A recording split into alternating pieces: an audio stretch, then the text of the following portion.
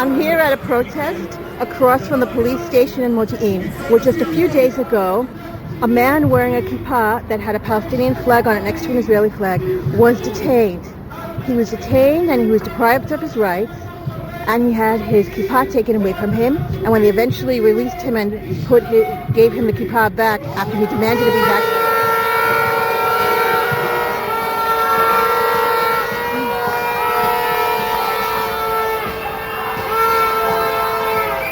the Palestinian flag had been cut off. So this has created a lot of protest in Israel for a few key reasons. There are a few elements to this. One element is religious freedom. People have the right to wear religious symbols. The idea of a man wearing a yarmulke, having the yarmulke being pulled off of his head and destroyed and deprived of him really raises a lot of anxiety and defiance among Jews who have experienced that kind of thing around the world throughout history, and it has never been good. The idea of Israel, the Israeli police doing that is really bad. So that's one element. Another element is the idea of democracy, of freedom of, not just freedom of religion, but also freedom of speech. Because the Ben-Gvir police administration has been trying to silence opposition, has been trying to turn lots of people into terrorists, label people terrorists, has tried to turn the Palestinian flag into a symbol of terrorism, which it is not. It is legal, it is absolutely legal for Israelis to wave the Palestinian flag. It is also okay, it is perfectly fine for Palestinians to have nationalistic sentiments. The Palestinian flag is a symbol of Palestinian nationalism. Palestinians are entitled to nationalism just as Jews are entitled to nationalism.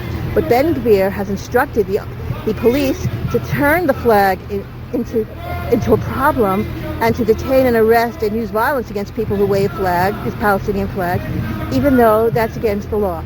And this has been happening to a lot of Palestinians since October 7th. There are lots of stories of Palestinians being detained and arrested for having a flag, a Palestinian flag. Palestinians being kicked out of university, of being fired from their jobs for having Palestinian flags waving, or even on social media. This is a story that keeps repeating itself.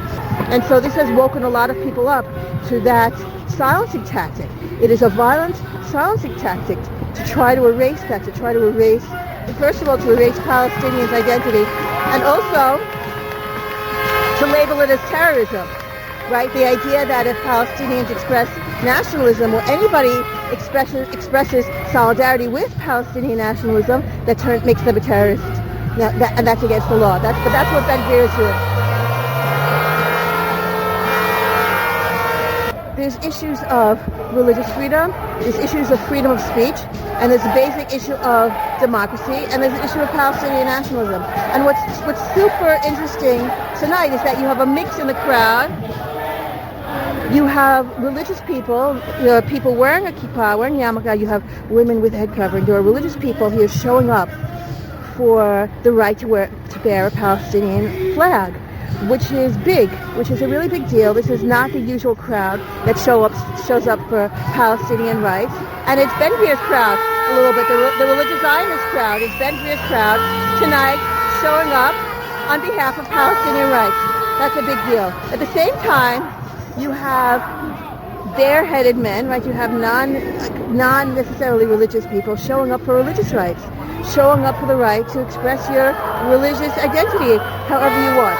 And you have all these people showing up for democracy and against Ben-Gvir and against what this government is doing. And so this is part of like a much broader struggle for what is Israel right now? What is Israel?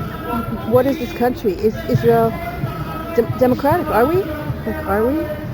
A lot of people would say no. As long as Ben-Gvir is doing what he's doing and the government is doing what it's doing in lots of different ways, can we claim democracy? When these things happen, if there's no protest, can we claim democracy? But what's really important here is that we're protesting against something that has been happening for a long time to Palestinians, and that feels significant. This feels significant. This has really raised a lot of anger in a lot of different pockets of Israeli society. So